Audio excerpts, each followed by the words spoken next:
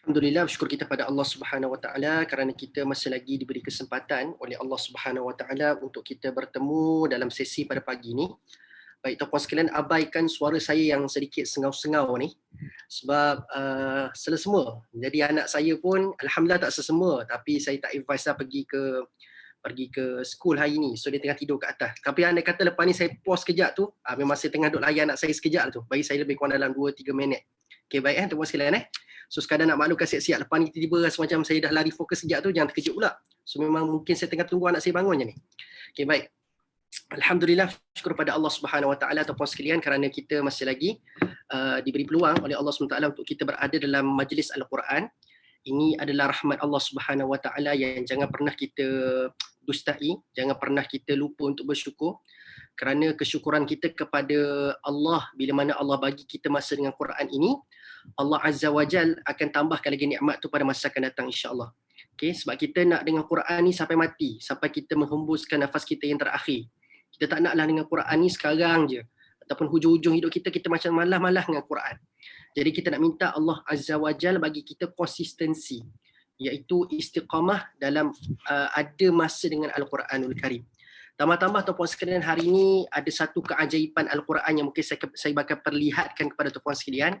Mungkin ada yang dah tahu, mungkin ada yang belum tahu. Maka mudah-mudahan tuan-puan sekalian, kita akan nampak rupa-rupanya keajaiban yang Allah tonjolkan kepada kita selepas ini. Inilah satu panggilan daripada Allah Subhanahu Wa Taala untuk kita rasa tak jemu dengan Quran. Kita mungkin dah hidup berpuluh-puluh tahun tuan-puan sekalian, tapi rupa-rupanya ini antara keajaiban Quran yang saya tak perasan selama ni. Tambah-tambah kita baca suratul Muluk setiap malam. Tapi nampakkah kita ada satu keajaiban yang kita mungkin tak terfikir selama ini? Masya Allah, rupa-rupanya Allah nak ajar kita satu terma ataupun satu topik dengan cara penyusunan ataupun dengan cara ritma bunyi dalam Al-Quranul Karim. Nanti saya akan kongsikan kepada tuan-puan sekalian lepas ini insya-Allah. Baik tuan-puan sekalian, seingat saya tak nak buang masa sebab topik pada pagi ini agak panjang. Kita mungkin akan cover 3 ke 4 ayat sebab saya kalau boleh nak habiskan topik tu dalam satu tema tu kita nak habiskan hari ni. Okey, sebab kalau kita berhenti tema tu tengah-tengah, takut dia macam dia akan jadi nak kena tunggu kuliah akan datang tu, satu penyiksaan lah kan. Jadi kita cuba akan habiskan satu tema tu hari ni. Baik, seingat saya tuan-puan sekalian, kalau saya tak silap, kita dah bincang sampai ayat ke-21, betul? Kan? Kita dah bincang sampai ayat 21, so hari ini kita akan sambung pada ayat yang ke-22, betul? Ke saya silap? Betul tak? Betul Ustaz. Betul lah, okey baik. So hari ini kita sambung pada ayat yang ke-22 tuan-puan sekalian. Jadi kita sama-sama buka surah Al-Mulk ayat 22, ayat 22 tuan-puan sekalian. Yang mana kita mulakan terlebih dahulu membaca isti'adzah. Mudah-mudahan Allah menjauhkan kita semua daripada syaitan dan iblis yang sentiasa cemburu dan sentiasa tercabar dengan kita bila mana kita nak mentadabbur ayat-ayat Allah Subhanahu Wa Taala. A'udzubillahi minasyaitonir rajim.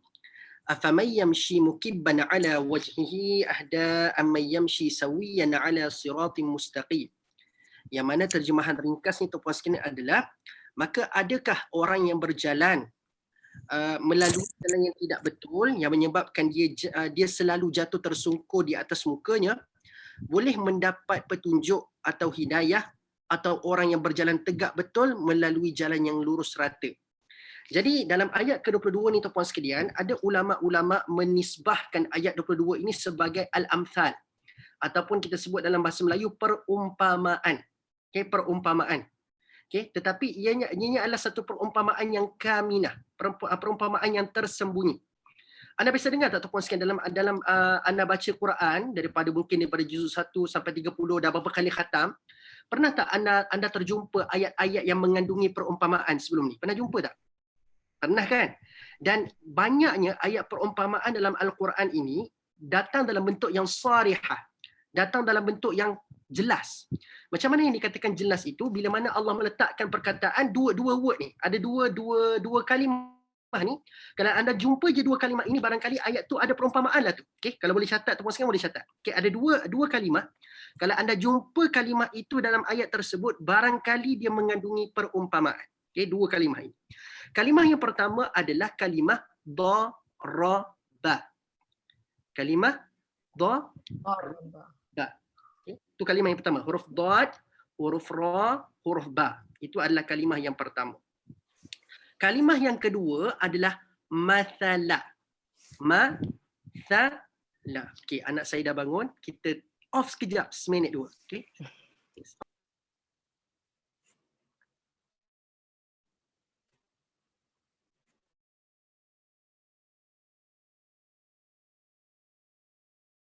Jadi tuan-puan sekalian, yang pertama adalah kalimah daraba, yang kedua adalah kalimah mathala. Okey, mathala. So dua word ini ataupun dua kalimah ini bila anda jumpa, ianya adalah ayat ialah petanda yang ayat tersebut mengandungi perumpamaan. Tetapi ini adalah perumpamaan yang sarihah. Perumpamaan yang jelas Allah perlihatkan. Tetapi ada pun ulama-ulama yang mengkaji al-amthal fil Quran ini, iaitu perumpamaan dalam Al-Quran ini, ada yang mengatakan ada juga perumpamaan yang tidak tertakluk pada dua kalimah ini. Okay? Yang jelasnya ataupun yang asasnya, ayat perumpamaan mesti ada kena ada dua word ini. Daraba, mathala. Tapi ada juga yang tidak tertakluk pada dua syarat ini, iaitulah perumpamaan yang kaminah. Sekejap sekali lagi. Banyak anak baru bangun ni dia perlu masa sikit. Okey, jadi sambung. Kita tadi sampai mana? Sampai dua word tadi tu kan. Jadi nak katanya ada perumpamaan yang tidak tertakluk pada dua syarat ini. Jadi sebab itulah ada perumpamaan ataupun al-amthal disebut sebagai al-amthalul kaminah. Satu perumpamaan yang tersembunyi. Dan antara contoh perumpamaan yang tersembunyi yang tidak ada perkataan daraba dengan mathala adalah ayat ke-22 surah ini. Okay, ayat ke-22 surah Al-Muluk. Yang mana Allah menyebutkan afamay yamshi mukibban ala wajhihi ahda amman yamshi sawiyan ala sirati mustaqim. Ada jumpa tak perkataan daraba? Tak ada kan? Ada jumpa tak perkataan mathala? Tak ada. Tapi kalau anda buka tafsir, ulama tafsir mengatakan ianya adalah ayat perumpamaan. Jadi nak katanya tuan-tuan sekalian, wujud dua bentuk perumpamaan. Contoh kalau perumpamaan yang ada perkataan daraba yang biasa anda jumpa, iaitu daripada surah Yasin. Iaitu Allah menyebutkan wadrib lahum. Kan ada perkataan daraba di situ, wadrib lahum mathalan. Nampak tak? Wadrib lahum mathalan. So kat situ adalah perumpamaan yang jelas diperlihatkan benda tu. Lagi-lagi dalam surah Al-Kahfi yang kita baca pada hari Jumaat tu, wadrib lahum mathalar rajulaini. Nampak tak? Ada daraba, ada mathala. Ada daraba, ada mathala. So yang ni topik yang kita akan bincang satu hari nanti lah tuan-puan sekalian, topik perumpamaan. Tapi kalau siapa yang follow di Tadabbur Center, saya dah banyak kali dah kongsi tentang al-amthal fil Quran, iaitu perumpamaan dalam Al-Quran. Saya memang topik yang saya kongsikan di Tadabbur Center adalah topik ini. So anda boleh tengoklah kenapa Allah mengumpamakan orang tu dengan benda ni, kenapa ada cerita pasal biji benih, kenapa ada cerita pasal la'ibun lahwun wa zinatun dan banyak lagi lah perumpamaan yang lain. Nak katanya punyalah unik dan punyalah kreatif Allah nak memanggil kita untuk mengingat dekat dia ni. Allah tidak sekadar bagi kita perintah, ingat ke aku, tidak. Tapi Allah mendatangkan variasi pendekatan dan antaranya untuk kita merenung kejadian sekeliling kita dengan datangnya perumpamaan ini, Allah panggil kita dengan bermacam-macam cara. Tetapi kita hari ni tuan-puan sekalian sedih kan? Hari ni pendakwah-pendakwah bila mana dia menyampaikan dakwah tiba-tiba orang tak mahu nak dengar. Dia dah mula sedih dah. Oh, orang tak nak dengar dakwah saya. Allah ni nak panggil manusia beriman kat dia pun guna macam-macam cara tuan-puan sekalian. Kita guna satu cara tak lepas kita dah putus asa. Ini antara muhasabah dan satu ketukalan untuk pendakwah-pendakwah pada hari ini. So, kita kena ubah pendekatan barangkali supaya orang lebih dekat dengan agama Islam mudah-mudahan. Baik, kita kembali pada ayat 22 tuan-puan sekalian. Jadi dekat sini Allah menyebutkan tuan-puan sekalian, afaman. Afaman ni tuan-puan sekalian maksudnya adalah maka adakah orang yang maka adakah. Afaman ni maksudnya maka adakah orang-orang yang berjalan. Afaman yamshi mukibban. Okay, yamshi ni maksudnya berjalan lah. Tapi bila Allah sebut perkataan mukibban tuan-puan sekalian, saya nak tahu terjemahan Quran anda tulis mukibban tu maksud apa maksud dia? Mukibban. Tertumus. Tertumus. Dalam keadaan tersungkur. Dalam keadaan tersungkur. Lagi ada yang lain selain pada tu? Tertiarap. Tertiarap. Ada yang tertiarap, ada yang tertumus, ada yang tersungkur. Macam-macam terjemahan kita hari ni. Tapi ada lagi, Amdah? Terlangkup. Ada dalam Quran terjemahan tulis terlangkup. Oh, dahsyat Jadi nak katanya tuan-puan sekalian, banyak terjemahan kita baca hari ni kan. Tetapi terjungkit pun ada. Terjungkit pun ada. Terjungkit. Macam pelik tu terjungkit tu. Tapi nak kata tuan-puan sekalian, kita akan jumpa banyak terjemahan, banyak variasi, banyak pemilihan perkataan. Tetapi inilah hikmah, kita kena kembali kepada bahasa Arab. Apa yang bahasa Arab sebut tentang perkataan mukibban? Mukibban ni adalah satu bentuk jatuh yang khusus tau. Dia tidak jatuh tersungkur macam jatuh tersungkur biasa, tidak. Dia adalah satu, kalau jatuh, kita guna perkataan sakhata. Sakhata maksudnya jatuh. Itu adalah word standard. Kalau nak cerita pasal jatuh, sakhata. Sakhata. Tapi bila Allah tak guna sakhata, Allah guna mukibban. Mukibban ni jatuh macam ni, tuan-puan sekalian. Allah tak ada whiteboard pula nak contoh. Dia jatuh macam ni. Anda jalan, patut anda tersungkur ataupun anda jatuh dalam keadaan yang cecah tanah dulu pada waktu itu. Bila anda jatuh, tu adalah muka anda. Mukibban. Mukibban ni adalah jatuh, dan bila anda jatuh tu yang sentuh tanah yang pertama adalah muka anda. Bukan tangan, bukan kaki, bukan lutut, tetapi muka. Itu adalah mukibban.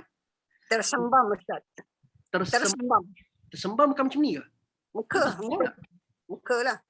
Muka lah lebih kurang nak katanya tersembam.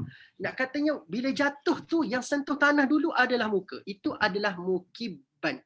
Itu mukibban. Dia beza dengan sakhata. Sakhata ni kalau jatuh, mungkin jatuh dulu tu adalah lutut. Mungkin yang jatuh dulu adalah tangan.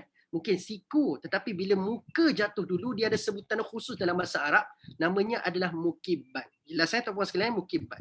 So bila Allah nak kata dalam ayat ni, afamay yamshi mukibban, maka adakah orang yang berjalan lalu jatuh tersungkur dan mukanya tersentuh dahulu, ala wajhi. Sebab tu ada perkataan ala wajhihi. Nampak tak wajah dekat situ? Ala wajhihi. Nampak? So mukibban tu sendiri telah menggambarkan jatuh yang tersungkur di muka. Okay? So bila Allah sebut ala wajhihi, dekat jelas dekat sini maksudnya memang muka yang jatuh dulu. Ahda yang lebih patut menerima petunjuk, ataupun amman yamshi sawiyan ala siratim mustaqim, ataupun orang-orang yang berjalan menuju ke siratal mustaqim. So Allah datangkan dua bentuk, dua jenis kategori manusia. Satu kategori manusia yang jalannya itu akan jatuh tersungkur. Satu lagi kategori manusia orang yang jalan tegap dalam keadaan dia menuju siratal mustaqim. So Allah tanya antara dua kategori manusia ini, manakah yang lebih cocok untuk mendapat petunjuk? So agak-agak tuan-puan sekalian, ya. Kucing masuk pula dah. Astaghfirullahalazim.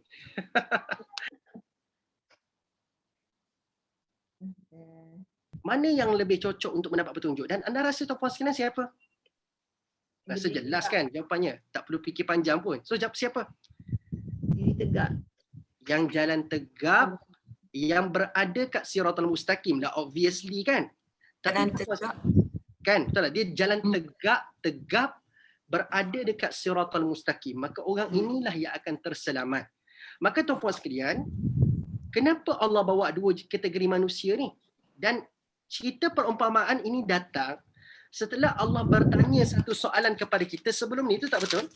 Sebab pada ayat yang sebelumnya, kalau anda perhatikan tuan-puan sekalian, ada cerita mengenai amman hadzal ladzi yarzuqukum in amsaka rizqah bal lajju fi utuwwin wa nufur. Dan dua pula ayat sebelum, amman hadzal ladzi huwa jundul lakum yansurukum min dunir rahman. Betul tak? Ada cerita pasal siapa tentera yang akan bantu kamu. Lepas tu Allah bagi tahu orang kafir dalam keadaan yang tertipu. Lalu kita disambung pula cerita pasal siapa yang akan bagi rezeki kalau Allah nak menahan rezeki daripada kamu. Lalu mereka ini berada dalam kesombongan yang nyata. Maka ada cerita pasal orang-orang yang ditanya oleh Allah siapa nak tolong. Yang kedua, siapa yang bagi rezeki. So ada cerita tolong dan rezeki. Dan apakah perkaitan dengan Allah bawa cerita pasal berjalan? Berjalan. Sebab tuan-puan sekalian, hakikatnya hidup kat dunia ni yang paling anda kena mohon bantuan adalah waktu anda nak meneruskan hidup. Betul tak betul? Betul tak betul tuan-puan sekalian?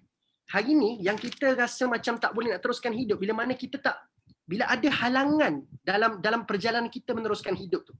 Barangkali dengan kesusahan, barangkali dengan apa lagi? Barangkali dengan musibah yang berlaku dekat kita, maka menyebabkan perjalanan hidup kita terganggu. Istilahnya begitu dah. Maksudnya nak kata perjalanan hidup kita terganggu disebabkan kesusahan dan musibah yang datang dekat kita. So bila ada musibah, kita harapkan apa? Pertolongan, betul? Bila kita susah, kita harapkan apa? Kita harapkan apa? Rezeki daripada Allah. Jadi nak katanya tuan-puan sekalian, kenapa ayat 22 cerita pasal berjalan? Sebab itulah benda yang paling crucial hidup kat muka bumi ni. Kita nak hidup dalam keadaan kita bergerak. Kita nak hidup dalam keadaan kita boleh berjalan. Sebab once kita tak berjalan, lumpuh lah kita. Betul-betul. Once kita tidak bergerak, maka kita tidak berbuat apa-apa. Barangkali kita mayat hidup lah barangkali. Ataupun kita mati sebelum kita mati yang betul-betul. Jadi sebab itulah tuan-puan sekalian Allah bawa perumpamaan tentang orang berjalan. Sebab itulah benda yang paling crucial kamu nak minta tolong. Dan benda itulah yang paling kamu crucial untuk kamu nak minta Allah bagi rezeki dekat kamu. Jelas? Jadi Allah bagi tahu mana yang lebih cocok untuk dapat petunjuk. Sebab bila kamu berjalan, kamu mesti nak dapatkan petunjuk untuk kamu nak jumpa jalan yang betul. Kan? Sebab bila kamu nak pergi jalan, mesti kamu nak kena ada destinasi. So bila kamu ada destinasi, kamu perlukan jalan untuk sampai ke destinasi. So, bila mana kita nak perlukan petunjuk untuk sampai ke destinasi, maka Allah kata ada dua jenis manusia. Manusia pertama dia akan tersungkur seumur. Sebab itu kalau kita buka tafsir Al-Maraghi tuan-puan sekalian, Al-Maraghi mengatakan yamshi mukibban ala wajhihi ini tafsirannya adalah orang yang berjalan dalam keadaan yang depan dia, jalan dia itu ada onak duri, ada halangan, ada batu-batu licin yang berlumut. Maka tuan-puan sekalian, anda rasa jalan macam ni selamat ke tak selamat nak lalu? Tak selamat kan? Depan tu ada duri, depan tu ada batu licin dan berlumut, kata Al-Maraghi. Maka anda rasa jalan ini layakkah kita untuk nak jalan? Ataupun kita rasa macam selamat tak kita nak jalan? Tak kan? Maka tuan-puan sekalian, sebab itulah Allah kata, daripada kamu memilih jalan yang penuh onak duri, yang kamu akan susah dekat situ tanpa ada bantuan, kenapa kamu tak pilih jalan yang confirm Allah akan bagi bantuan kepada dia? Bukankah suratul Fatihah ajar kita lepas iyyaka na'bud wa iyyaka nasta'in? Kan ada cerita pasal minta tolong kan? Kat dalam ayat tu kan? Nasta'in, kami minta tolong. Dan apa ayat lepas tu? Ihdinas siratal mustaqim. Jadi siratal mustaqim dan minta tolong tak terpisah tuan-puan sekalian. Permintaan tolong, mendapat pertolongan dan berada kat siratal mustaqim, ianya adalah benda yang tidak terpisah. Jadi Allah kata, kenapa kamu pilih jalan yang akan menyukarkan kamu berbanding dengan satu jalan yang dekat situ kamu confirm akan dapat bantuan petunjuk. Maka kenapa kamu tak lalu jalan ni? Kenapa susahkan hidup kamu lalu kat jalan yang ada batu licin yang kamu akan tersungkur, dan tersungkur itu pula bukan jatuh kena lutut dulu. Kenapa Allah bawa mukibban? Sebab jatuh muka memang sakit tuan-puan sekalian. Saya tak pastilah tuan-puan sekalian. Anda pernah tak dulu masa zaman basikal Gia baru diperkenalkan dekat Malaysia? Basikal Gia atau basikal Gia. Dulu kan basikal mana ada Gia tuan-puan sekalian? Tak. Basikal tu mana ada Gia? Tahu tak Gia tu yang kita boleh laraskan tu?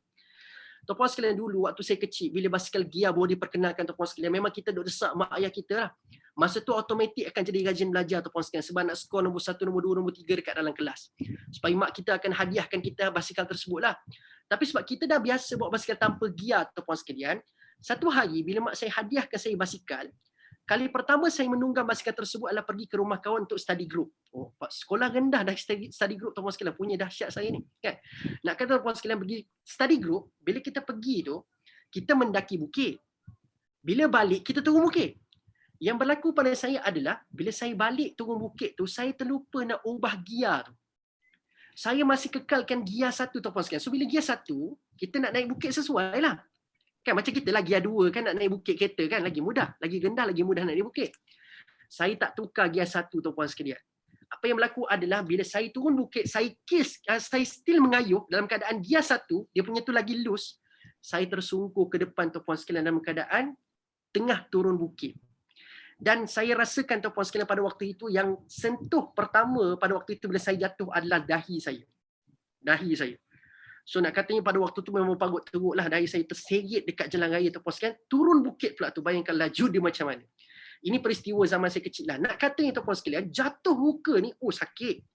Dia bukan sekadar sakit fizikal yang kita rasai, tetapi disebabkan nak menanggung malu, datang sekolah dalam keadaan berdarah-darah, bertampal-tampal dekat muka. Dia akan menyebabkan sakit emosi, sebab muka ni orang nak jaga kan. Orang suka tunjuk muka masing-masing. Jadi muka ni kalau tak handsome, orang tak berani nak keluar. Tak. Kalau mungkin ada cacat celah kat muka, dia rasa macam malu nak keluar tuan-puan sekalian. Tapi nak katanya tuan-puan sekalian, bila Allah bagi tahu begini, jatuh muka yang tersungkur, kamu sanggup ke pilih jalan ni? Ia akan menyeksa kamu. Ia akan menyebabkan kamu jadi cacat. Orang akan cemuh kamu barangkali. Kenapa kamu nak ikut jalan ni? Jadi sebab itulah Allah datangkan perumpamaan ini. Kenapa tak ikut jalan yang pasti akan mendapat bantuan? pasti kamu akan sampai ke destinasi. Baik tuan-puan sekalian, satu perkara yang menarik. Bila kita sebut tentang orang yang sesat, apa yang tuan-puan sekalian faham pada hari ini? Boleh kongsi dengan saya tak? Bila sebut sesat, apa anda faham ke? Orang yang sesat. Sebab sekarang kita tengah cerita pasal orang yang berjalan, dapat petunjuk, dia tidak lari daripada terma sesat, kan? Biasa kita dengar tentang orang yang sesat ni, kita faham apa tuan-puan sekalian? Boleh kongsi dengan saya? Orang kafir. Orang kafir. So orang kafir yang sesat belaka. Gitu. Gitu. Orang yang hilang panduan. Orang yang hilang panduan. Yes, betul. Lagi? Apa lagi yang anda faham tentang orang sesat?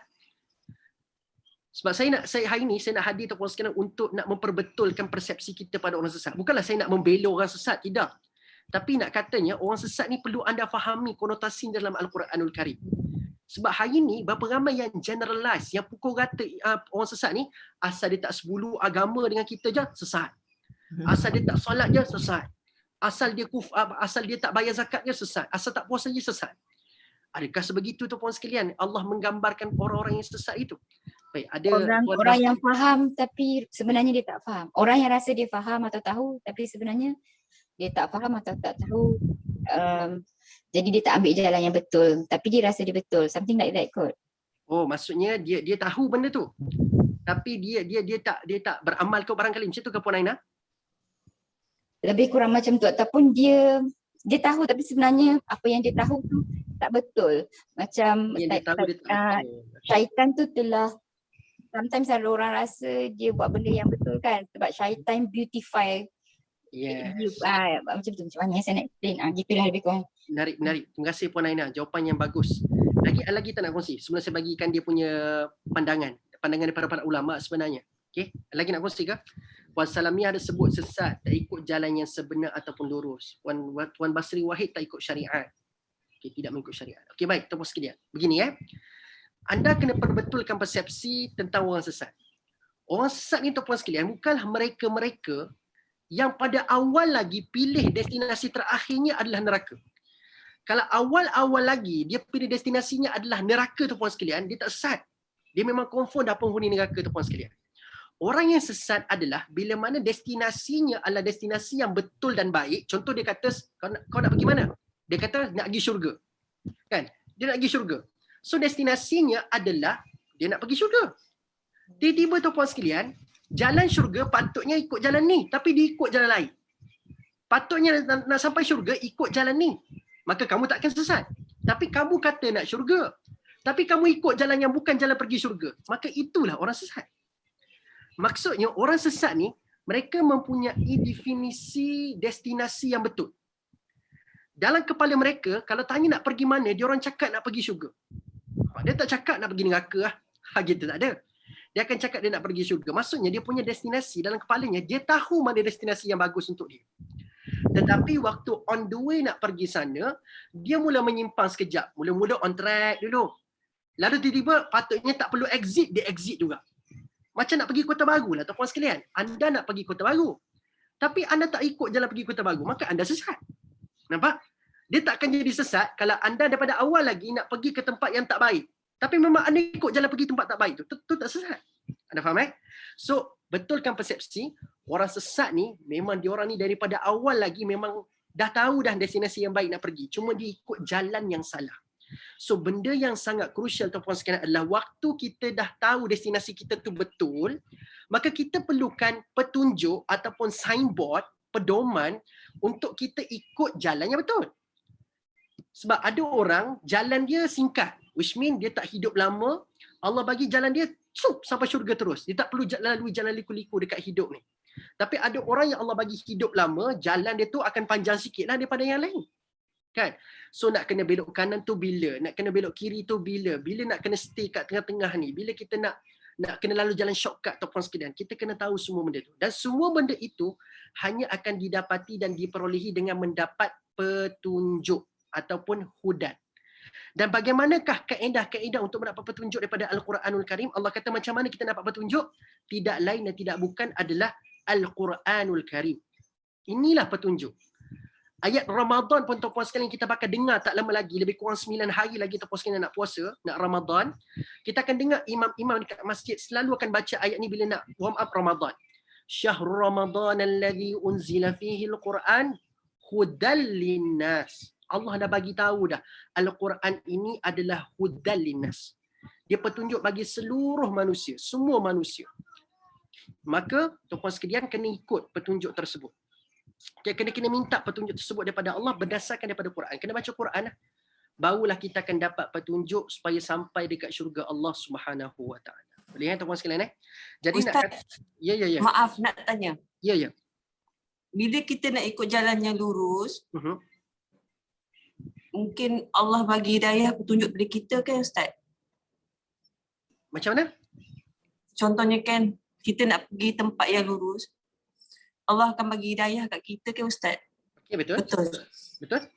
Jadinya, kalau orang yang tak dapat hidayah yang petunjuk tu macam mana ya Ustaz? Kalau tak dapat hidayah petunjuk tu macam mana? Okey, baik. Saya rasa saya pernah kongsi sebelum ni tentang petunjuk ni. Petunjuk ni adalah satu perbincangan yang panjang ya tuan-puan sekalian. Nak katanya, antara yang saya boleh ringkaskan untuk ringkas semua sikit faham, Ustaz. saya ringkaskan, petunjuk ni sepatutnya tidak lagi kita menjadi alasan kita kata kalau saya tak jadi baik, saya tak dapat petunjuk. Anda kena hati-hati nak sebut begini tuan-puan sekalian. Oh ya. Sebab barangkali petunjuk sudah sampai tapi kita yang tak recognize itu petunjuk. Kita yang tak kenal pasti itu adalah petunjuk. Sebab Allah dengan jelas dalam Al-Quran bagi tahu orang yang dapat petunjuk kat muka bumi ni ramai yang amat. Buktinya apa? Bila Allah sebut dalam surah Al-Baqarah ayatnya berbunyi a'udzubillahi minasyaitonirrajim.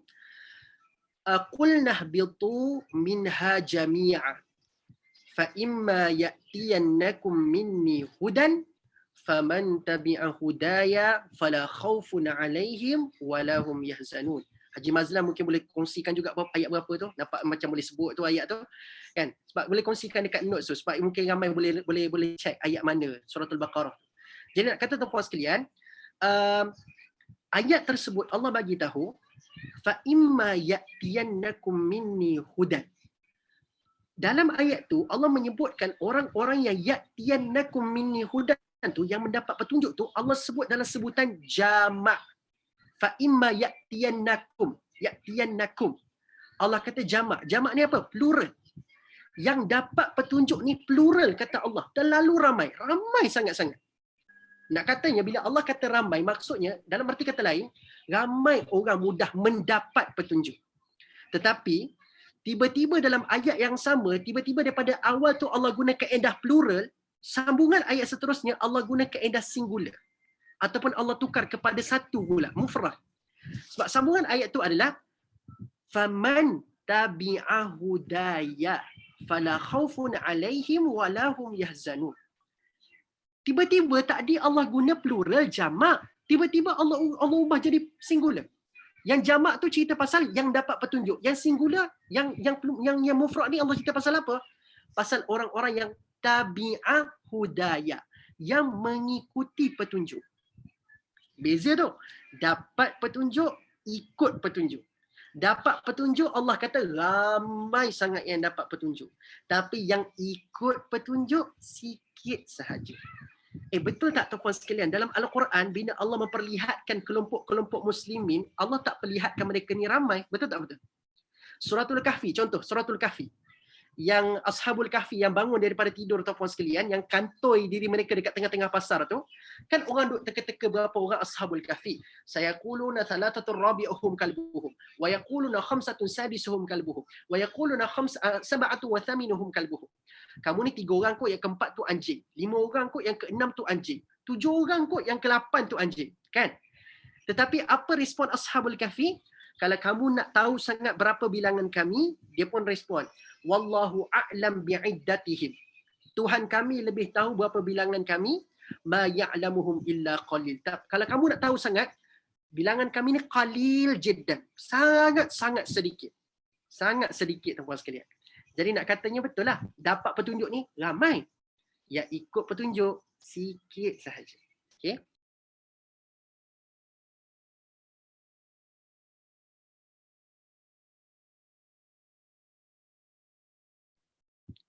Okey, baik. Jadi nak kata tuan-puan sekalian, jadi nak katanya dia tak ada alasan sebenarnya kita nak kata pada orang lain yang saya tak dapat petunjuk. Mungkin kita dah dapat dah, sebab petunjuk Allah datang, bukannya ada seorang penceramah datang berdiri depan kamu, beriman kepada Allah. Rasul datang kepada kamu, berimanlah kepada Allah. Bukan itu gambaran petunjuk. Barangkali petunjuk itu Allah hantar melalui angin. Kan? Barangkali petunjuk itu Allah hantar melalui hujan. Barangkali petunjuk itu datang melalui kita melihat dan merenung ke langit. Bukankah ada cerita pasal langit sebelum ni? Ada cerita pasal hujan batu sebelum ini? Maka petunjuk itu tidak semestinya datang dalam keadaan ada orang bacakan ayat Quran kepada kamu. Tapi alam-alam ini, fenomena-fenomena alam ini juga adalah bentuk petunjuk Allah kepada kamu. Sebab macam mana anda nak explain? Orang dekat Alaska, orang yang dekat igloo sana tu, yang dekat Alaska ke dekat apa tu kan? Pernah tak anda terfikir, siapa preachers dekat sana? Siapakah pendakwah yang ada kat sana? Siapalah bagi khutbah Jumaat dekat dia orang setiap hari Jumaat ya? Anda pernah terfikir tak orang-orang yang pedalaman sana tu? Siapa yang akan bagi petunjuk dekat mereka? Kan? Kalau ada ustaz dekat sana, alhamdulillah. Maka mereka adalah pengisian-pengisian yang membantu mereka. Tapi tuan-puan sekalian kena ingat, petunjuk Allah itu datang bukan dengan ada manusia memperingatkan tentang sesuatu ataupun mengingatkan tentang Quran kepada kita. Barangkali peringatan Allah itu datang, petunjuk Allah itu datang dalam keadaan tidak perlu ada manusia. Datang makhluk-makhluk dan tentera-tentera Allah yang lain, maka itulah hidayah daripada Allah. Contoh, saya bawa contoh yang paling jelas dalam Al-Quran. Kisah Nabi Yusuf AS. Saya tak nak cerita pasal Nabi Yusuf, saya nak cerita pasal abang-abang Yusuf. Abang-abang Yusuf, kita semua tahu tuan-tuan sekalian, dia buat apa pada Yusuf? Dia humban Yusuf dalam telaga kan? Dia tak humban lah, sorry. Itu bukan satu sebutan yang tepat. Dia letakkan Yusuf dalam telaga. Humban tu macam dahsyat sangat tuan-tuan sekalian. Gitu. Tu humban. Dia letakkan Yusuf. Dan tuan-tuan sekalian, satu fakta yang Allah sendiri kongsikan juga dalam surah Yusuf, perancangan awal abang-abang Yusuf adalah bunuh. Ini plan asal. Sebelum keluar daripada rumah, bawa dia pergi jauh daripada rumah, plan asal abang-abang Yusuf adalah kill him. Mati, bunuh sampai mati. Tapi on the way nak melakukan perkara itu tuan-puan sekalian, Allah hantar hidayahnya yang bernama apa? Bukannya orang kata jangan bunuh. Tapi Allah hantar siapa hidayah kepada abang-abang dia supaya jangan bunuh Yusuf? Satu tentera Allah yang dinamakan sebagai simpati. See that? So petunjuk Allah boleh datang dalam keadaan tak perlu ada orang kata, janganlah bunuh. Tidak. Dia mungkin barangkali Allah hantarkan perasaan simpati dalam diri abang-abang dia. Lalu abang-abang dia mula bincang balik. Takkanlah sampai bunuh. Tengok. Nampak tak? Tiba-tiba perancangan asal tu berubah disebabkan petunjuk daripada Allah. Sebab kalau abang dia bunuh tuan-puan sekalian, barangkali abangnya telah melakukan dosa yang sangat besar pada waktu itu. Tapi Allah nak selamatkan dia, Allah kata, Allah hantar tentera bernama simpati dengan mengatakan, dia bincang balik, tak kalau sampai bunuh, kita jauhkan jelah dia daripada ayah. Sekarang ni kan kita tak puas hati sebab ayah sangat sayangkan Yusuf. So kita jauhkan jelah Yusuf daripada ayah. Tak perlu sampai bunuh kot, kan? Jadi tuan-puan sekalian nampak tak petunjuk Allah tu datang dalam banyak keadaan. Tapi persoalannya, kita menjadikah orang-orang yang mengikuti petunjuk, sedar akan datangnya petunjuk tuan-puan sekalian. Ini yang kita duk bimbangkan. Bukan duk bimbangkan pasal datang ke tidak. Bimbang kita adalah ikut dan sedar tak itu petunjuk kat kita. Okay? Boleh faham setakat ni? Boleh Puan Sheila? Kan? Setakat ni penjelasan tu jelas tak tentang petunjuk tu? Dia panjang sebenarnya. Tapi dia berkebetulan ada kaitan dengan topik kita pada hari ini. Terima kasih tu Puan. Terima kasih. Okey, baik. Jadi bila Allah datangkan dan Allah tutup ayat tu dengan ala siratim mustaqim. Baik tuan-puan sekalian, siratal mustaqim ni, yang ni saya tak pernah kongsi lagi dekat orang yang first join dekat kuliah-kuliah saya sebelum ni. Biasa saya nak panggil orang untuk rasa minat dengan tadabbur, saya akan pilih ayat ke-6 suratul Fatihah. Iaitu bila Allah sebut ihdinas siratal mustaqim, supaya orang rasa jatuh cinta dengan tadabbur. Saya suka kongsi ayat 6 supaya kita nampak, tadabbur beginilah cara tadabbur yang akan menyebabkan kita rasa jatuh cinta dengan Al-Quran.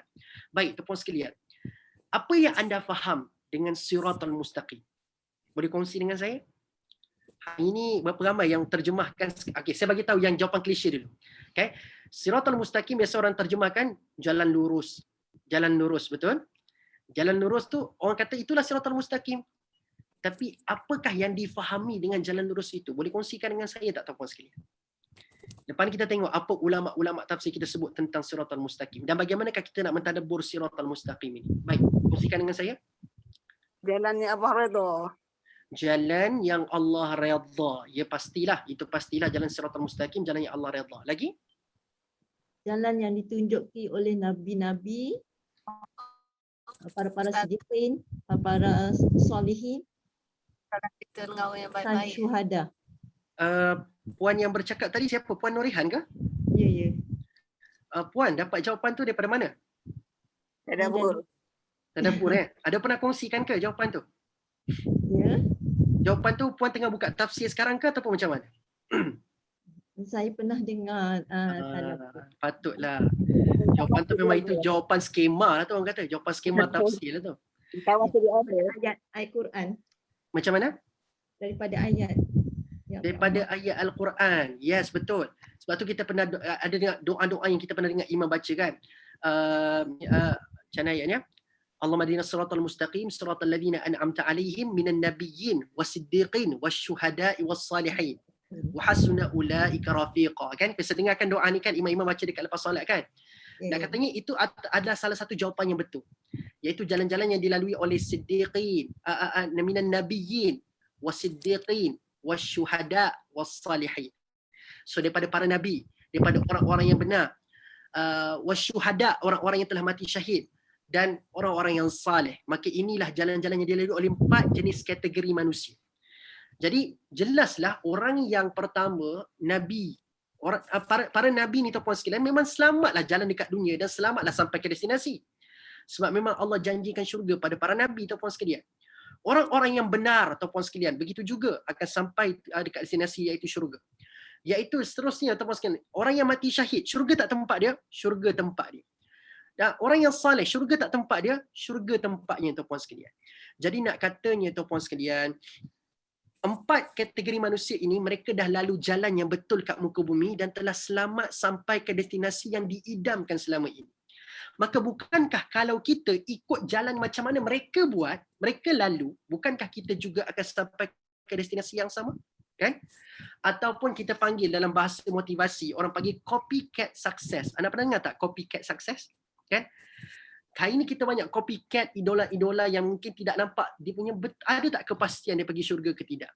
Tapi ada idola-idola yang Allah sediakan kalau kamu follow ikut sejibik kata Allah, ikut sejibik kata Allah diorang-diorang ni semua ni, kamu akan sampai ke destinasi yang sama macam mana dia sampai.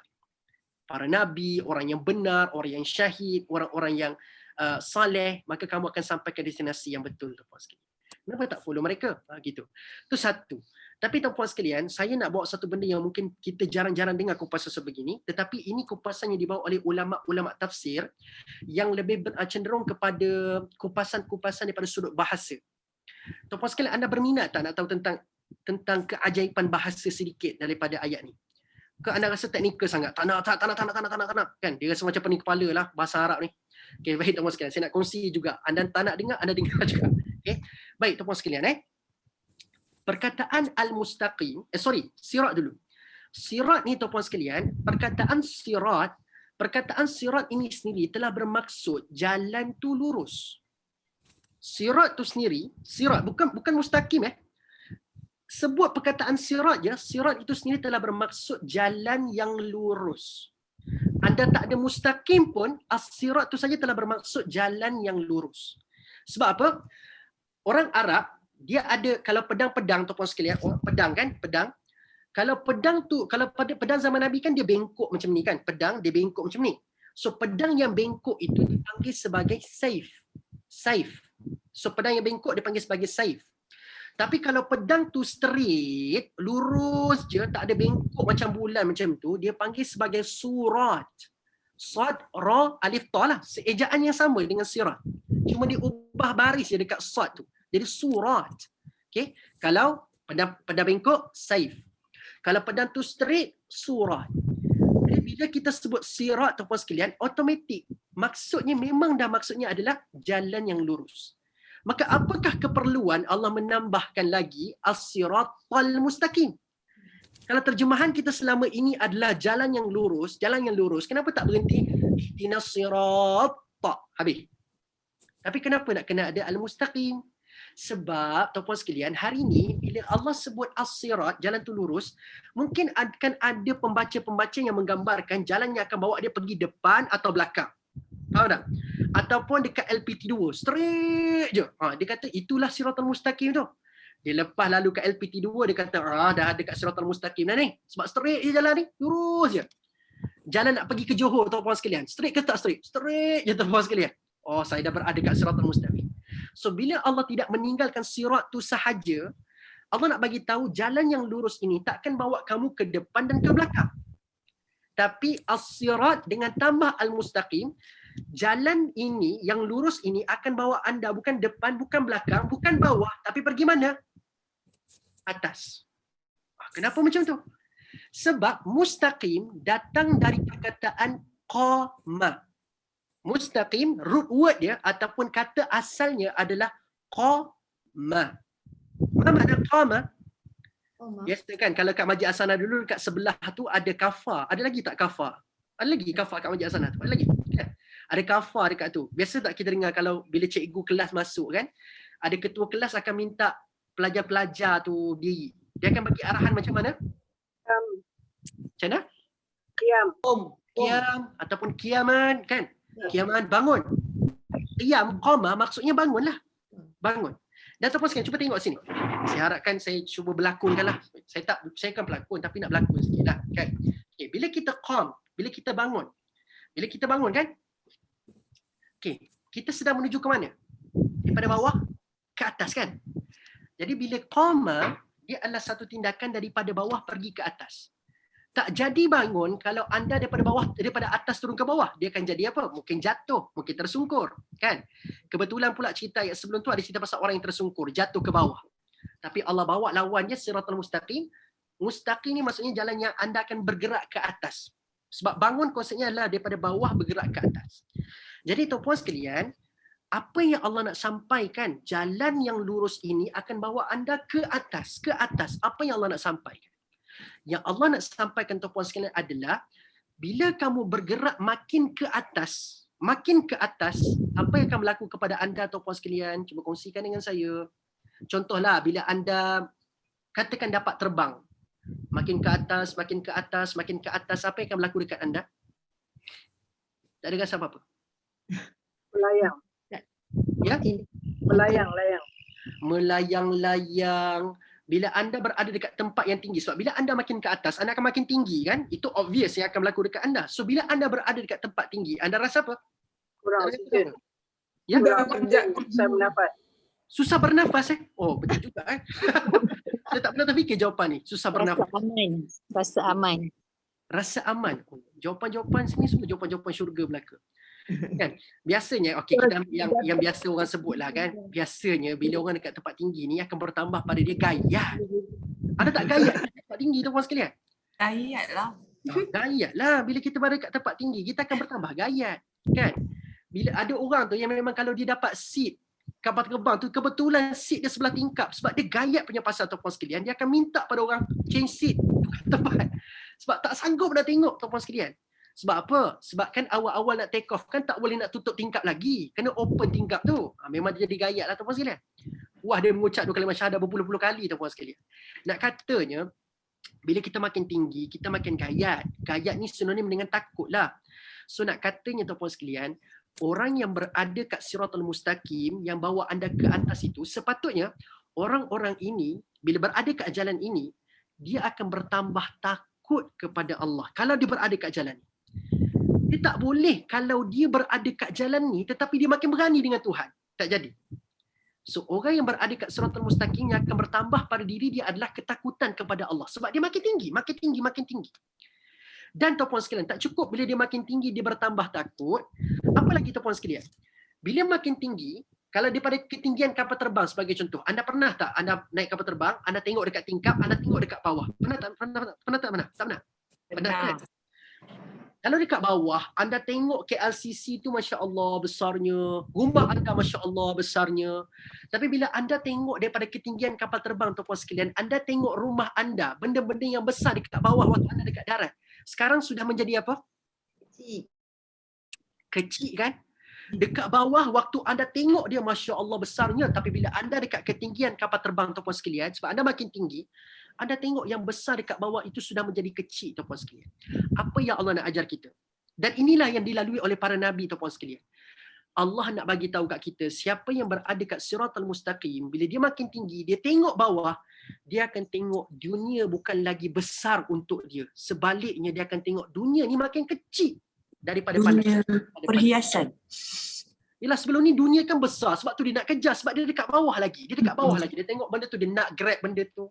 Dia tengok benda tu, dia nak tu sebab dia nampak benda tu besar. Tapi orang yang dah makin tinggi, dia akan nampak dunia ni kecil dia tuan-puan sekalian. Sebab itulah Nabi Muhammad SAW waktu ditawarkan oleh pembesar-pembesar Quraisy di Mekah. Kan waktu Nabi sampaikan dakwah, kan pembesar Quraisy tawarkan apa? Tawarkan apa tuan-puan sekalian? Perempuan-perempuan. Harta benda yang bergunung-gunung tuan-puan sekalian yang tak akan putus. Nabi terima tak? Nabi terima tak? Nabi tak terima sebab Nabi disebut oleh Allah dalam Al-Quran surah Yasin, Yasin wal Quranil Hakim innaka laminal mursalin, sambung Ala siratil mustaqim. ala siratim mustaqim.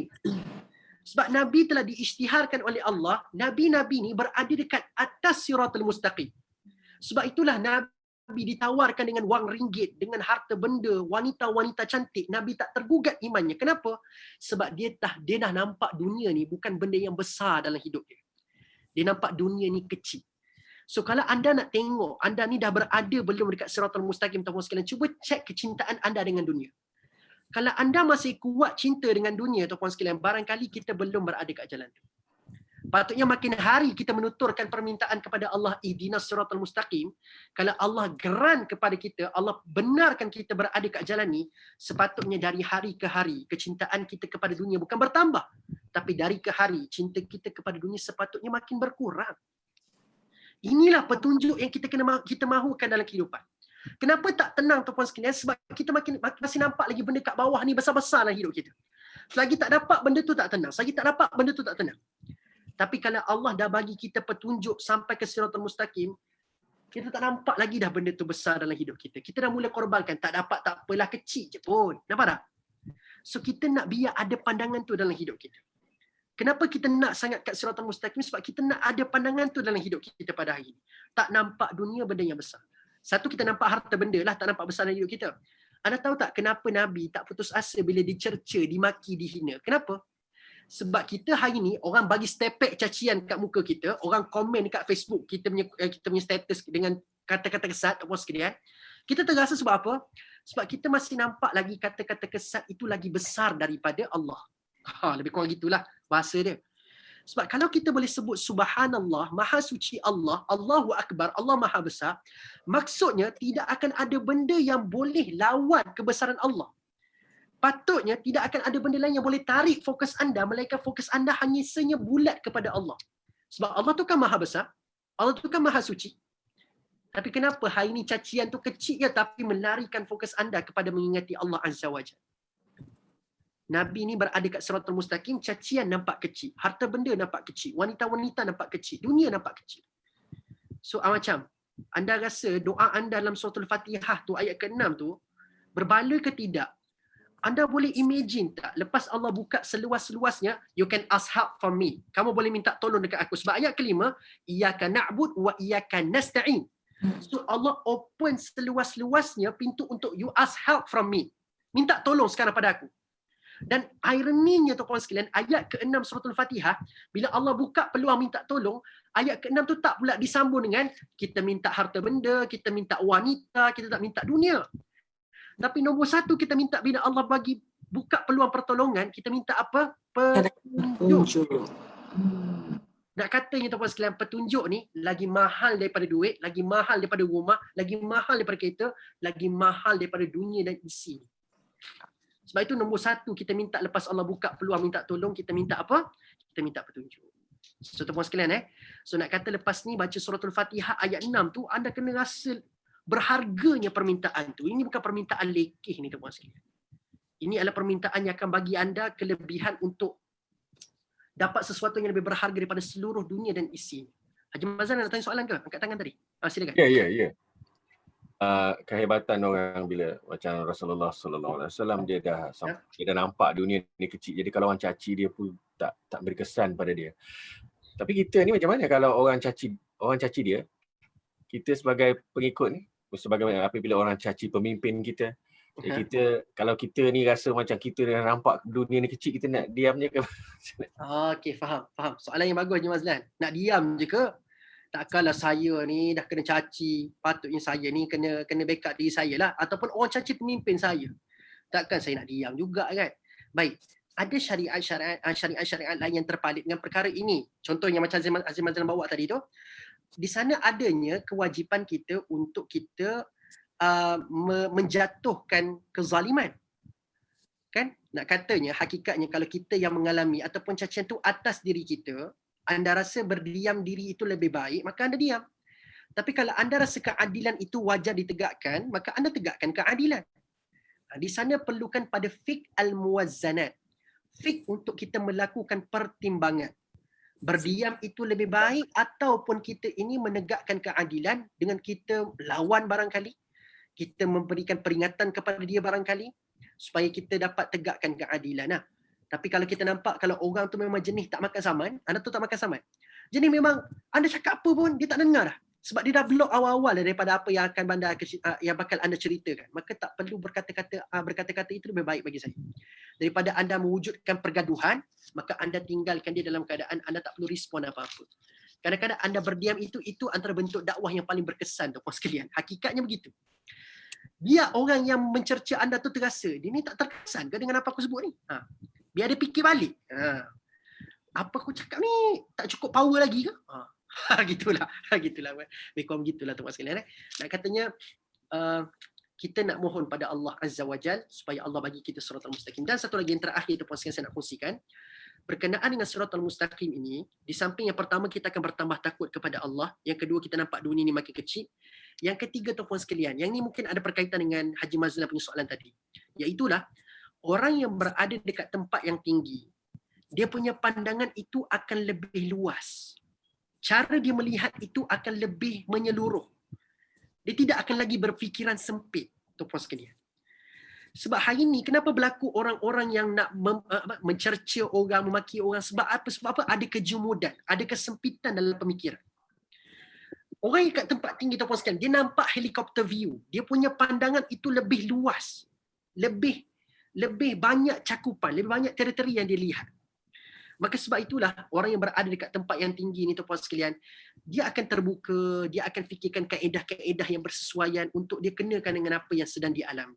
Sebab dia punya pemikiran tu lebih wide, lebih besar daripada orang-orang yang berada dekat bawah. Hanya nampak depan, belakang, kiri, kanan. Sebab itulah 17 Ramadan. Biasanya kita sambut apa tuan-puan sekalian? 17 Ramadan je lah. Biasa kita sambut apa? Nuzul Quran. Isra Mi'raj, 17 Ramadan, Masya Allah. Nuzul Quran. Nuzul Quran tuan-puan sekalian. So kita akan sambut Nuzul Quran pada 17 Ramadan. Anda tahu tak kenapa Quran tidak disebut Ja'al Quran, telah datang Al-Quran? Kenapa mesti disebut Nuzul Quran, telah turun Al-Quran? Kenapa? Kenapa Quran sebutannya turun, tidak disebutkan datang? Kenapa? Yes. Haji Mazlan buat gaya saya nampak dah tu kan. Sebab tuan-puan sekalian, bila sebut nuzul, dia datang daripada atas kan? Tak jadi turun kalau datang daripada bawah. Turun mesti datang daripada atas. So bila turun datang daripada atas, bukankah bila Allah nak meletakkan syariat yang datang daripada atas tu, Allah telah melihat semua situasi. Depan kamu macam mana, belakang kamu macam mana, kanan kamu macam mana, kiri kamu macam mana. Allah dah tengok segenap aspek pandangan. Maka apa yang Allah turunkan itu relevan sebab telah mengambil kira semua sudut pandang. So pandangan Allah tu lebih luas daripada kita. Kita ni nampak macam sempit. Kita ni nampak macam tak relevan apa yang Allah suruh. Sebab apa? Sebab kita ni masih nampak depan, belakang, kiri, kanan je. Tak nampak daripada atas. Kan? So itulah gambarannya tuan-puan sekalian. Sebab itulah Quran akan bagi kita petunjuk. Bila kita berada kat petunjuk, kita berada kat siratal mustaqim. So kita akan nampak, Masya Allah, dunia ni kecil dan dunia ni lebih luas cara kita melihat. Tak sempitlah kita. Boleh faham So inilah nikmat berada kat siratal mustaqim. Kita bertambah takut pada Allah, kita nampak dunia kecil. Ini kan satu benda yang diidamkan oleh kita semua. Inilah formula hidup tenang tuan-puan sekalian. Kita hari ni tak tenang sebab apa? Kita nampak benda-benda kat bawah ni besar-besar lagi yang kita nak kejar sangat-sangat. Bila kita makin ke atas tuan-puan sekalian, kita akan makin dekat dengan Allah. Kita tahu apa destinasi kita. Kita akan makin tahu apa yang perlu kita giurkan dalam kehidupan. Sebab itulah saya pernah tanya pada pembaca-pembaca tegar surah Yasin kan. Surah Yasin ni kan orang baca setiap malam Jumaat. Ada orang yang mengamalkan setiap malam Jumaat. Kan? Tuan-puan sekalian, saya nak tanya. Kita baca malam Jumaat dah berpuluh kali dah. Daripada kita kecil lagi kita baca malam Jumaat Yasin. Tapi saya nak tanya, bila sampai ayat 50 berapa tu, ayat 54 tersilap saya, surah Yasin yang bila Allah cerita pasal inna ashabal jannah al-yawma fi syughulin fakihun tu, cerita pasal syurga tu, pernah tak sekali saya nak tanya, ada 4 ayat cerita pasal syurga dalam ayat tu. Saya tak ingat ayat berapa, boleh sahkan, tapi ayat 50 lebih lah cerita pasal inna ashabal jannah tu. Pernah tak kita baca 4 ayat syurga dalam surah Yasin itu, kita merasa macam aku tak nak duduk dunia sekarang, aku nak pergi syurga sekarang lah. Aku tak nak duduk kat dunia lagi dah. Pernah tak kita rasa macam meleleh air liur bila kita baca ayat fakihun dalam ayat tu? Inna ashabal jannah al-yawma fi syughulin fakihun. Ada tak rasa macam fakihun? Fakihun tu ada tak menyebabkan anda meleleh air liur seketika? Kali terakhir kita melelehkan air liur mungkin barangkali Ramadan tahun lepas atau puasa. Sebab apa? Puasa dekat depan kita ada apa? Ada nasi Arab kambing. InsyaAllah. Meleleh air liur kita sebab satu hari tak makan tuan-puan sekalian. Tengok nasi Arab meleleh sekejap air liur. Tapi pernah tak anda meleleh air liur bila baca nikmat-nikmat syurga? Kan? Sebab kita masih nampak lagi kat dunia macam ada benda yang setara dengan syurga. Sebab kita ni pandangan kat dunia ni masih besar lagi. Sebab kita masih nampak ada yang setara dengan benda tu. Gitu. Okay? So, cuba kita baca ayat syurga. Rupa-rupanya Allah tempt kita, Allah goda kita untuk rasa wow yang amat tentang syurga ni tuan-puan sekalian. Cuma kita ni sebab kita terpalit lagi dengan dunia, sebab tu tak nampak syurga tu is everything right now. Okay? Itu satu muhasabah lah. Sebab tu kita bicarakan panjang Siratal Mustaqim ni. Supaya kita nampak apa yang kita pohon selama ni tuan-puan sekalian. Baik.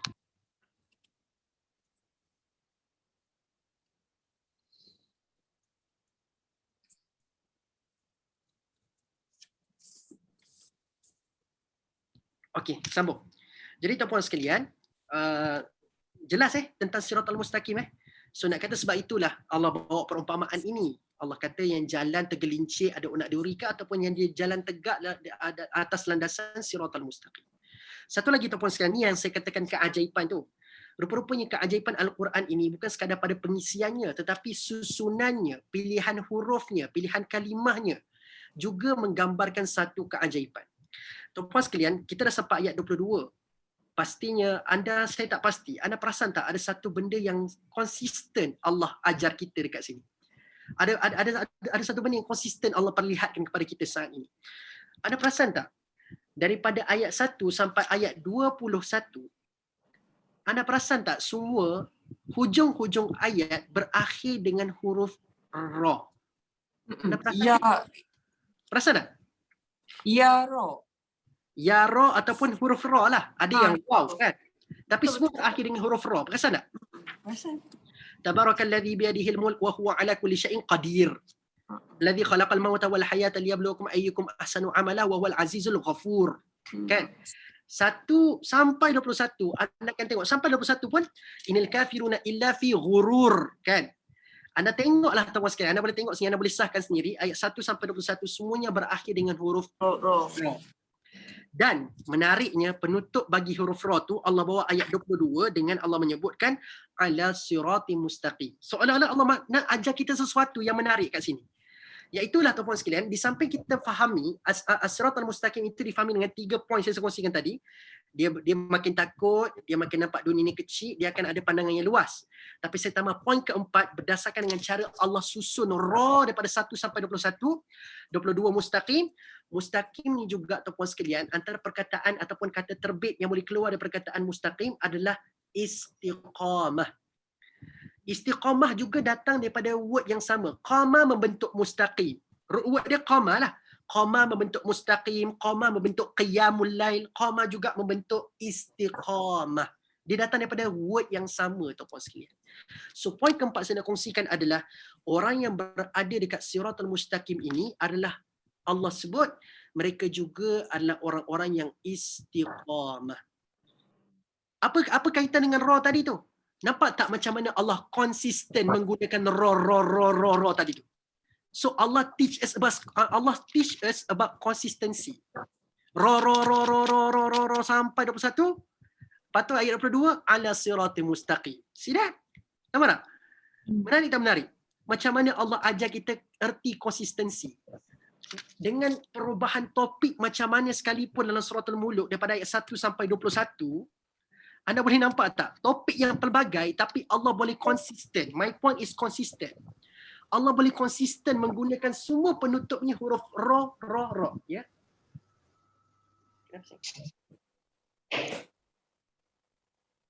Tak dengar? Tak apa, lepas ni saya tengok dulu. Tengok dulu. Nanti yang saya beri. Okay. Jadi tuan-puan sekalian, ini adalah benda yang kita nak capai. So di samping kita nak takut, kita nak melihat dunia ni kecil, kita juga nak tengok, kita nak ada pandangan yang luas. Tetapi tuan-puan sekalian, 3 benda yang kita harapkan ini tidak akan berfungsi kalau dia dapat dinikmati sekadar 1-2 hari. Tapi kalau boleh 3 benda yang kita nak dapat daripada as-siratal mustaqim ini, biarlah dia konsisten kita dapat buat. Konsisten takut pada Allah. Konsisten lihat dunia sebagai tempat yang kecil. Benda yang kecil. Konsisten melihat dunia dengan pandangan yang luas. Bukankah istiqamah ini adalah amalan yang paling dicintai oleh Allah Azza wa Jalla? Kan? Biar sikit tapi konsisten. Kan? So tuan-puan sekalian, inilah poin yang sangat menarik saya nak kongsikan daripada ayat 22. So hari ini tuan-puan sekalian, walaupun anda baca dan tadabbur ayat 22 suratul Mulk, tapi dia akan memberi kesan kepada pembacaan anda dalam suratul Fatihah selepas ini. Anda akan nampak, wah, mahal betul permintaan aku pada Allah dalam ayat ke-6 ni. Dia bukan satu permintaan yang low, satu permintaan yang rendah, tapi satu permintaan yang sangat tinggi, berkualiti tinggi sebenarnya permintaan pada Allah. Sebab itulah tuan-puan sekalian, Al-Quran ni dia punya tekniknya adalah macam mana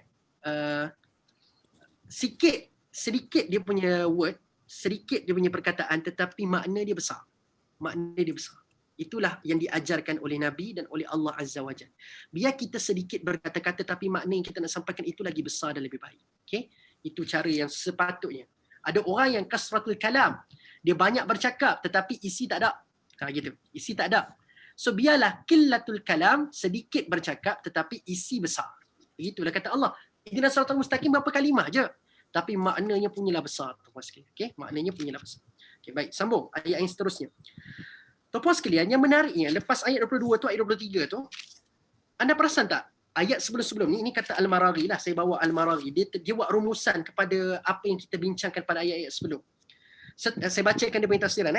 Setelah Allah mengurniakan kepada para hamba-Nya pemberian seperti langit yang dihias. Seperti mana kita baca pada ayat ke-5 ke ayat ke-6 surah Al-Mulk.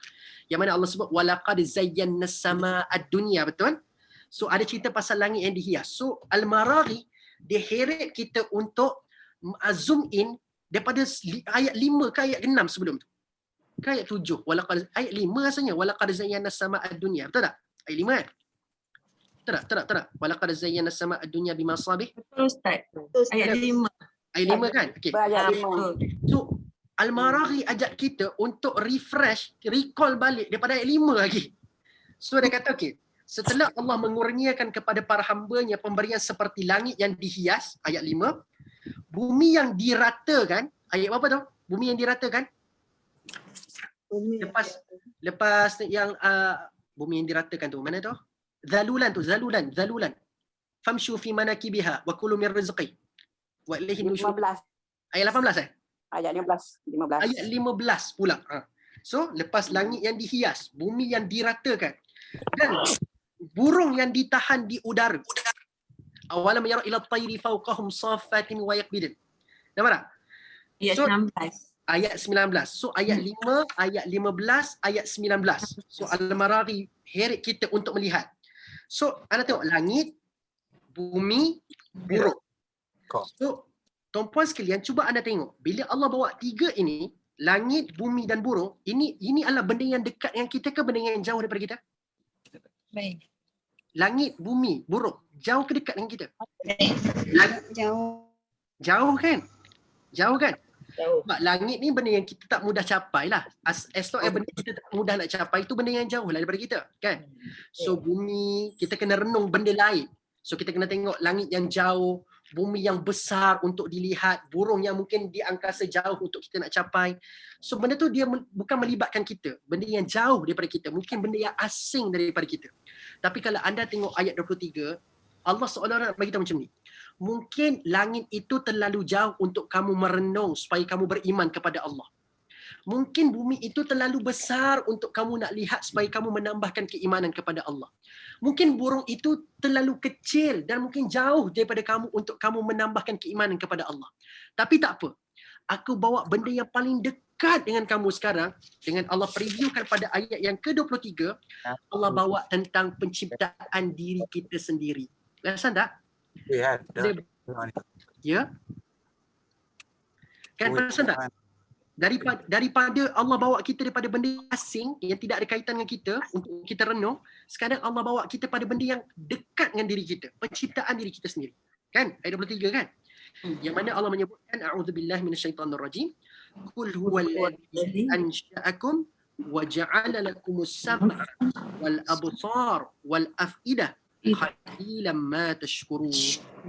Ayat tu berkaitan juga dengan ayat 24. Kita sambung juga ayat 24. Qul huwallazi zara'akum fil ardi wa ilaihi tuhsyarun.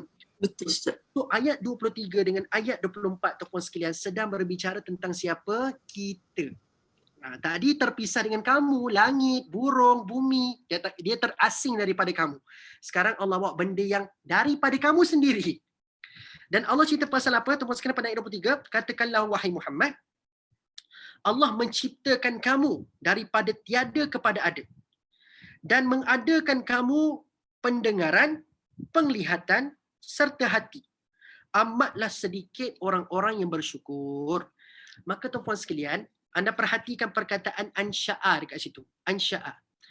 Ansya'akum, maksudnya, ansya'a ni bermaksud penciptaan daripada tiada kepada ada. Itu adalah ansya'a. Sebab lepas ni anda akan baca ayat 24, dhara'a pula. Dhara'akum. Dhara'akum. Dan kalau anda baca terjemahannya tuan-puan sekalian, dialah yang mengembangkan. Ada juga yang menterjemahkan dia yang menciptakan. So Allah bezakan ansya'a dengan dhara'a. Ansya'a dia lebih daripada tak ada kepada ada. Dhara'a ni lebih kepada development kepada benda yang sudah ada. Saya ulang sekali lagi Ansya'a daripada tak ada kepada ada. Dhara'a dalam ayat 24 dari benda yang dah ada tapi Allah kembangkan benda yang dah ada. Allah develop benda yang dah ada. So anda kena perhatikan dekat sini. Sebab ada orang yang merasakan, ada Allah ciptakan aku je. Lepas tu dia bukan cara pun dekat aku. Dia bukannya jaga aku pun lepas tu. Tapi Allah menafikan pemikiran sebegini. Tidak sekadar Allah menciptakan kamu, tapi segala proses development kamu daripada kamu diadakan tadi tu, Allah yang jaga kamu. Sebab tu Allah bawa dua konsep dekat sini. Ansya'a dengan dhara'a. Kita pergi pada ansya'a. So daripada tak ada kepada ada ni, Allah cerita pasal apa? Allah jadikan kepada kita as-sam'a wal absar wal af'idah. Ada di sana pendengaran, ada di sana al-absar, penglihatan, dan adanya hati, af'idah. Maka tuan-puan sekalian, saya nak bincang panjang sikitlah pada part ni. Mungkin sampai ayat 23 je kita sempat hari ni. Sebab ayat ni pun cover, perbincangan ayat ni pun cover panjang. Okay? Kita nak bincang as-sam'a, al-absar wal af'idah. Okay. Poin pertama saya nak kongsikan pada tiga benda ni. Pada tiga panca indera yang Allah sebutkan dalam ayat ni. Pertama tuan-puan sekalian, anda perasan tak? Untuk as-sam'a, Allah sebut dalam sebutan mufrad, iaitu singular. Al-absar disebut dalam sebutan jama'. Af'idah juga disebut dalam sebutan jama'. Yang mana mufrad? As-sam'a, pendengaran. Yang jama' apa? Penglihatan dan hati. Sebab kalau absar, mufrad dia basara. Itu mufrad, kan? Af'idah, mufrad dia apa? Fuad. Fuad itu adalah dia punya mufrad dia. Tapi Allah sebut basar, absar. Fuad, af'idah. So untuk penglihatan dan hati Allah sebut dalam sebutan jama'. Tapi untuk dengar, Allah sebut dalam sebutan singular, mufrad. Kenapa? Ini yang kita nak bincang. Kenapa Allah bezakan? Kenapa tidak samakan je? Semua jamakkan je. Kan? Kenapa tidak semua disinggularkan je? As-sam'a wal basar wal fu'ad. Kenapa mesti as-sam'a tiba-tiba al-absar al-afidah? Kenapa? Siapa nak kongsikan? Ada pandangan tak? Kenapa berlaku perubahan dan perbezaan dari sudut uslub penggunaan dekat sini? Ini tadabbur dari sudut bahasa juga, tetapi dia memerlukan pemikiran aras tinggi. Gitu. Pemikiran pada pandangan saya Ustaz, pendengaran ni kita hanya dengar daripada sumber yang satu. Yep. Hanya kalau Allah minta kita dengar apa yang Nabi sampaikan, jadi kita dengar apa sahaja yang Nabi sampaikan, bukannya daripada apa yang orang lain sampaikan. Okay. Tapi dalam masa yang sama, Allah yang jamak untuk penglihatan hati tu, sebab sekeliling kita ni terlalu banyak benda untuk kita tengok, untuk kita takut, untuk kita fahami. Betul. Itu pada pandangan saya. Betul Puan Hayati, sebab yang kita nak dengar tu wajib kita dengari daripada sumber yang satu, kan? Yang asal. Adapun penglihatan kita boleh luas untuk melihat benda-benda lain. Apa yang kita rasai pun kita luas, kita terbuka untuk rasai berbagai benda-benda lain. Satu sudut pandang yang bagus Puan Hayati. Lagi tak? Tapi lepas ni kebetulan tuan-tuan sekalian, saya akan kaitkan dengan kelas kita saat ini. Dia sedang berbicara tentang as-sam'a wal absar wal afidah. Kelas kita yang kita tengah handle sekarang ni, dia akan ada kaitan dengan benda ni. Dengan situasi sekarang memang sangat relatable. Tak ada nak kongsi.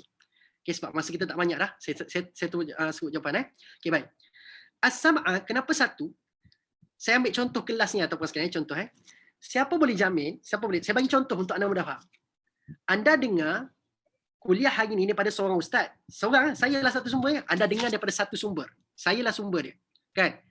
Allah lah sumber dia. Tapi nak katanya anda dengar daripada seorang ustaz sekarang ni. Kan? Daripada satu sumber. Tapi akan ada possibility tak? Akan lahir lebih daripada satu pandangan daripada yang dia dengar tadi. Tadi dia dengar daripada satu sumber. Tapi akan terhasil tak lebih daripada satu pandangan lepas dia dengar daripada satu sumber tu? Akan ada possibility begitu tak? Mungkin ada orang yang dengar daripada saya, dia nampak begini. Haji Mazlan, dia dengar daripada saya, dia nampak begini. Yang ni dengar daripada saya, dia dapat begini. Nampak tak? Setiap orang akan ada view yang berbeza-beza daripada satu sumber yang didengar. Disebabkan di view pun dah berbeza-beza, maka apa yang dirasai pun berbeza-beza. Ada orang dia nampak poin yang saya nak kongsikan ini, inilah poin yang paling berkesan untuk hati dia. Maka dia nampak inilah yang saya nak kena amalkan. Ada orang nampak yang dia dengar daripada sumber yang sama, dia nampak cerita pasal as-siratal mustaqim lah benda yang paling berkesan. Maka dia nak amalkan benda tu dekat dalam kehidupan dia. Nampak tak? Setiap orang ada different view walaupun mendengar daripada satu sumber yang sama. Begitu juga daripada Nabi Muhammad SAW, cerita pada zaman Nabi. Semua dengar daripada satu sumber yang sama. Tapi akan ada tak orang beriman kepada Allah? Ada kan? Ada tak orang yang tak beriman kepada Allah? Ada kan? Ada tak yang mula menyukai Rasulullah? Ada kan? Ada tak orang yang mula membenci Rasulullah? Ada tak? Ada. Satu pendengaran menghasilkan banyak pandangan. Dan bila banyak pandangan, banyak juga perasaan. Banyak juga perasaan. Maka tuan-tuan sekalian, inilah yang Allah nak bagi tahu kat kita. Dengan satu pendengaran akan timbul banyak sangat pandangan dan perasaan.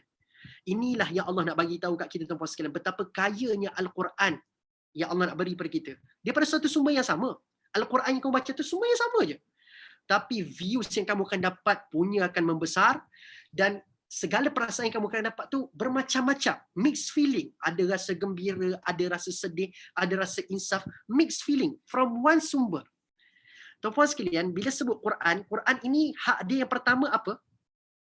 Hak dia yang pertama, dengar. Hak kita yang pertama kepada Quran, hak Al-Quran yang pertama perlu kita tunaikan adalah dengar. Sebab tu Allah kata dalam Quran, inna macam ayat dia? Fastami' macam ayat dia Allah Akbar. Wa idza quri'al Quran fastami'u lahu wa ansitu. Fastami'u lahu wa ansitu. Terima kasih Haji Mazlan. Nampak tak? Allah tak kata wa idza qara'tal Quran faqra'u lahu. Allah tak kata baca. Tapi Allah kata fastami'u. Dengar dulu. Wa ansitu. Allah tak guna fasma'u tapi Allah guna fastami'u. Fastami'u ni maksudnya adalah dengar dengan fokus. Tapi tuan-puan sekalian, saya sedih lah. Saya tak tahulah anda bersetuju ke tidak dengan pandangan saya. Sebab hari ni ada kedai-kedai makan yang nak nampak islamikkan kedainya, Ya, betul. ke Al-Quran di kedai-kedai masing-masing. Tapi tanpa sengaja, dia telah menyebabkan orang terpalit dengan tanggungjawab untuk mendengar betul-betul apa yang dia sedang pasang itu. Sebab anda nampak tak? Bila kedai itu pasang Quran, kalau anda tak dengar, seolah-olah tanpa sengaja anda telah mengabaikan hak Quran tu tadi. Sedangkan itu bukan pilihan anda untuk tidak mendengar dengan baik. Anda tengah makan. Orang duk pasang Quran. Anda nak buat yang mana? Oh, kan lepas ni tak dengar kan. Tapi anda tengah memazir ni, makanan tak makan lagi ni. Kan? Jadi nak kata tuan-puan sekalian, nak baca Quran, tengok tempat. Nak pasang Quran juga tengok tempat yang bersesuaian. Bagi saya lah. Ya. Nak menjadikan kedai itu baik dan dilihat seperti Islami, banyak caranya. Tidak semestinya bila buka je Quran, oh ini mesti kedai yang Islami punya ni. Buka Quran 24 jam. Tidak, tuan-puan sekalian. Kadang-kadang dia menyebabkan orang jadi serba salah. Nak makan ke tidak? Nak dengar ke nak makan? Nak dengar ke nak makan? Tak. Jadi tuan-puan sekalian, hak pertama Quran adalah dengar. Dan tuan-puan sekalian, bila dengar tu, kena rasa apa? Bila kita dengar Quran ni, dengar saja. Oh, dengar sajalah. Buka radio IKIM, banyak Quran. Ustaz Isfandia ada kan. Macam-macam Quran kita dengar ni. Dengar saja ke? Tak. Saya nak bagi satu benda lah yang kita kena rasa malu tuan-puan sekalian. Kena rasa malu sangat-sangat ni. Jin ni, asal kita dengar perkataan jin. Bila sebut je jin, kita rasa, oh ni jin. Jin ni tak baik ni. Jin ni hantu. Kita nampak benda tak baik je tentang jin hari ni lah. Asal sebut jin je benda tak baik keluar dari kepala kita. Tapi anda kena malu dengan jin tuan-puan sekalian sebab ayat pertama surah Al-Jin Allah sebut bila Nabi baca Quran dan didengari oleh para jin. Anda tahu tak respon para jin tentang Al-Quran apa benda? Dia kata apa? Bila Nabi baca Quran dalam ayat pertama, anda buka ayat pertama surah Al-Jin. Bila Nabi baca Quran, dia respon inna sami'na. Nak katanya jin pun dengar bacaan Quran. Kalau kita tak dengar, malu kita. Satu, inna sami'na Qur'anan ajaba. Ini respon para jin bila mendengar Nabi baca Quran puan sekalian. Dia kata, sesungguhnya kami telah mendengar satu bacaan yang penuh dengan ketakjuban dan keajaiban. Anda dengar Quran, anda rasa takjub dan rasa ajaib tak Quran tu? Jin dengar rasa takjub dan rasa wow. Anda tengok silap mata baru wow. Gitu tak? Tengok magic baru wow. Tapi jin ni dengar Quran pun dia kata inna sami'na Qur'anan ajaba. Kami telah mendengar, bukan saya seorang, kami sepakat para jin bila mendengar Nabi baca Quran. Kami, dia tak kata aku telah mendengar, kami, maksudnya ramai para jin bersetuju sami'na Qur'anan ajaba. Kami telah mendengar satu bacaan yang penuh dengan keajaiban. Anda rasa takjub tak dengar Quran? Rasa takjub So kalau pergi kedai makan ada baca Quran boleh tinggalkanlah chicken chop tu. Tapi kalau tak habis makan jangan buang. Hantar ke alamat rumah saya Ya. So nak kata tuan-tuan sekalian, inilah gambarannya. Kita nak kata hari ni itulah hari ni menyebabkan kita buat sesuatu kesalahan dalam keadaan tidak disengajakan. Saya bukan memilih untuk tak nak dengar Quran tapi saya tengah makan, gitulah gambarannya. So nak katanya tuan-tuan sekalian gitulah So hak pertama kita kena dengar. Kita kena dengar Al-Quran ni. Sebab itulah kita kena dengar daripada sumber dia. Sebab itulah Nabi kata taraktu fihim amrain. Aku tinggalkan kamu pada kamu dua perkara. Kalau kamu pegang pada dua perkara ini lan tadillu abada, kamu tak akan sesat selama-lamanya. Apa benda? Quran, sunnah. Inilah sumber yang kita kena pegang. Daripada dua sumber ini, satu sumber ini yang sama. Sebab hadis ni pun adalah gerakan wahyu daripada Allah kepada Nabi, kan? So, sumber yang samalah daripada Allah jugalah, kan? Jadi daripada sumber yang sama dia akan menatijahkan banyak perasaan dan banyak penglihatan dan banyak views. Dan tuan-puan sekalian, Allah tutup ayat ke-23 ini dengan mengatakan qalilam ma tashkurun. Allah kata apa? Sangat sedikit manusia yang bersyukur. Patutnya dengan keajaiban, kekayaan, pengisian yang ada pada benda yang mereka dengari itu, sepatutnya mereka bersyukurlah kepada Allah. Mana nak cari satu sumber yang boleh menatijahkan banyak pandangan, banyak perasaan. Tapi balang sekali tuan-puan sekalian Allah menyebutkan qalilan ma tashkurun. Sangat sedikit hamba-hamba Allah yang bersyukur. Kenapa punchline dekat sini penutup ayat ni bersyukur tuan-puan sekalian? Sebab apa? Sebab sepatutnya orang yang faham Quran, yang makin banyak dengar Quran, yang makin banyak ada pandangan tentang Quran, yang akan ada makin banyak cerita-cerita, banyak perasaan daripada Quran. Patutnya perasaan yang mula muncul dalam dirinya adalah perasaan syukur kepada Allah. Kenapa? Sebab para anbiya membuktikan tuan-puan sekalian, bila mana mereka dapat sentuhan kalam Allah yang mereka dengari itu, mereka sendiri akan menjadi orang yang dikatakan oleh Allah syukur. Orang yang paling banyak bersyukur kata Allah dalam Al-Quran siapa? Ada seorang Nabi tu Allah sampai bagi gelaran dekat dia sebagai orang yang paling banyak bersyukur kat muka bumi ni. Siapa? Nabi apa? Siapa tahu? Bukan nak kata Nabi lain tak bersyukur. Tapi bila sebut Nabi tu Allah bagi gelaran syakir. Syakiran li'an umihi. Siapakah Nabi tersebut? Ayub. No. Kan Nabi Ayub. Sampai Allah bagi gelaran khususlah syakiran li'an umihi. Dia adalah satu umat yang paling banyak bersyukur atas nikmat-nikmatku. Sebagi hin lagi. Dia juga yang disebut oleh Allah Azza wa Jal dapat ujian pun bersyukur. Wa idzi batala sebut nama Nabi. Hampir sebut nama Nabi tu. Okey. Sebab ayat tu ada sebut nama Nabi tu. Nabi apa? Ibrahim. Nabi Ibrahim. Nabi Ibrahim tuan-tuan sekalian. Nabi Ibrahim diberi gelaran oleh Allah syakiran li'an umihi. Allah menggelarkan dia sebagai syakiran li'an umihi. Banyak dia bersyukur. Kesan daripada mana dia bersyukur pada Allah Azza wa Jal itu? Kesan mendapat sentuhan kalam Allah Subhanahu wa taala. Sumber yang satu daripada Allah Subhanahu wa taala. So orang yang dapat sentuhan kalam Allah ini sepatutnya paling banyak bersyukur pada Allah. Orang yang paling dapat banyak sentuhan daripada Allah ini sepatutnya dia paling banyak tidak mengeluh saat ditimpa musibah, saat dia dapat ujian, dia tak akan banyak mengeluh. Sebab apa? Orang yang beriman, orang yang baca Quran, dapat sentuhan Quran, dia kan berada kat siratal mustaqim. Kan? Dunia kecil dah kat dia. Dia takut kat Allah. Dia kan orang yang dapat dunia dengan pandangan yang luas. Kan? Dia kan istiqamah. Perlu apa lagi dia mengeluh? Tidak lain tidak bukan dengan semua perkara yang Allah Taala berikan kepada dia. Dia kena bersyukur jelas sekarang ini. Kan? Syukurlah kepada Allah Azza wa Jalla. Maka tuan-tuan sekalian cukup sekadar tu. Kita bincang sampai ayat 23. Ingatkan saya pada kuliah akan datang kita akan sambung pada ayat yang ke-24. Kita nak cerita juga daripada perspektif zara'at. So Allah tak cerita sekadar dia menciptakan kita daripada ada daripada tak ada kepada ada, tapi Allah ceritakan juga lepas diadakan kamu ini, Allah juga yang mengembangkan. Allah juga yang menjaga proses development kamu. Every single thing. Kamu daripada kecil jadi besar. Rupa-rupanya bawa cerita tentang diri ni, bila cerita pasal alam-alam sekeliling kamu tidak memberi kesan, sebab Allah dah hantar banyak tentera-tentera untuk menyedarkan kita. Alam sekeliling, fenomena alam, bencana barangkali. Tapi still manusia tak sedar. Maka Allah terpaksa bagi serangan peribadi. Barangkali kamu tak akan ada alasan dah, sebab itu diri kamu, benda yang paling dekat dengan diri kamu. Begitu juga Allah gunakan teknik ini kepada siapa? Kepada pemilik 2 kebun dalam suratul Kahfi, betul? Teknik ini, bila benda sekeliling tidak memberi kesan untuk menambahkan iman, Allah serang peribadi. Kan? Bukan serang, maksudnya Allah bawa topik peribadi. Anda bayang, kebun-kebun dia berbuah dengan dahsyat. Ada pula sebatang sungai yang mengalir antara 2 kebun. Lepas tu tuan sekalian, dia masih lagi mengatakan antabida hadhihi abada, kiamat takkan berlaku. Dia kata aku tak rasa tanaman aku akan binasa dan as-sa'ah qa'imatan, tidak akan berlaku. Maka disebabkan itu tuan sekalian, Allah kata, oh tanaman-tanaman ini tidak menyebabkan kamu bersyukur kepada aku, it's okay. Kawan dia pesan dekat kawan dia yang sombong tadi tu, yang celupar tadi tu, dia kata, patutkah kamu mendustakan Tuhan yang telah membesarkan kamu? Kan ada cerita pasal kamu daripada kecil sekarang telah menjadi besar. Adakah kamu nak kata segala yang kamu dapat daripada kecil jadi besar tu kamu buat sendiri? Adakah kamu yang panjangkan tulang kamu sendiri? Adakah kamu yang besarkan badan kamu sendiri? Kamu tiup jadi besar ke? Tidak kan? So kalau kamu rasa tanaman itu atas usaha kamu sendiri dan kamu tidak beriman kepada Allah, sekarang explain dekat aku, kawan dia cakap lah, explain dekat aku yang badan kamu daripada kecil jadi besar ni. Kamu nak kata kamu buat sendiri juga ke?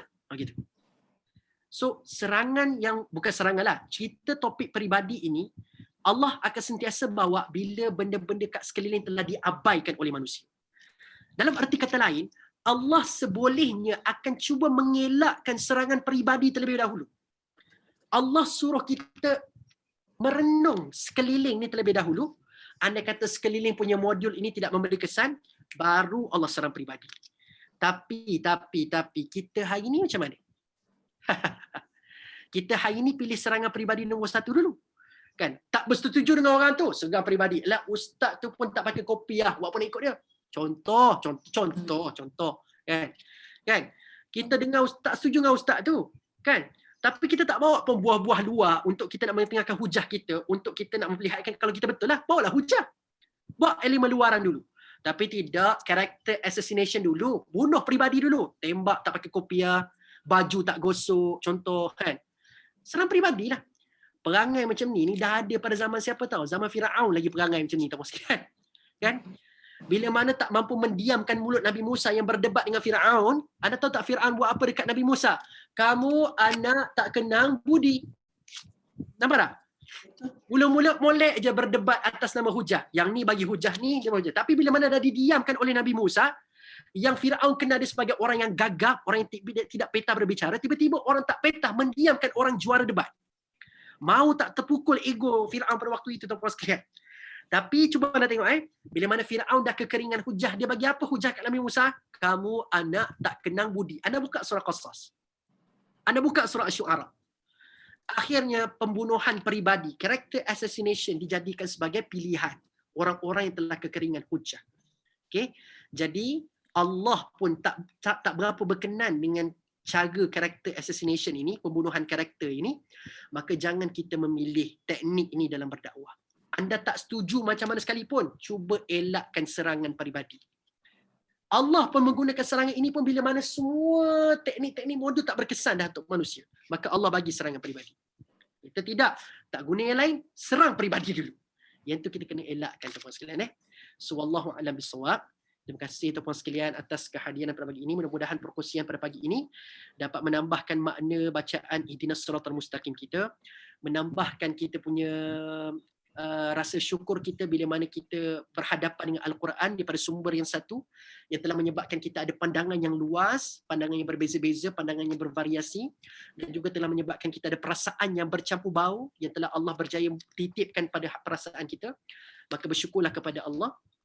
Dan mudah-mudahan ada manfaatlah pada perkongsian pada hari ini, insya-Allah tuan-puan sekalian. Dan saya mohon maaf tuan-puan sekalian, ada 3 ke 4 kali gangguan pada hari ini sebab tidak mahu, sebab isteri saya kerja. So saya kena jaga anak saya pada hari ini. So tuan-puan sekalian, saya minta maaf atas segala gangguan tadi. Harapnya tidak menjadi satu benda yang anda terganggulah pada hari ini, tuan-puan sekalian. Minta maaf banyak-banyak. Wallahu a'lam bissawab, tuan-puan sekalian. Saya sebenarnya ada hutang soalan dengan Tuan Syafi'i kita ni. Ada dia tulis soalan dekat sini.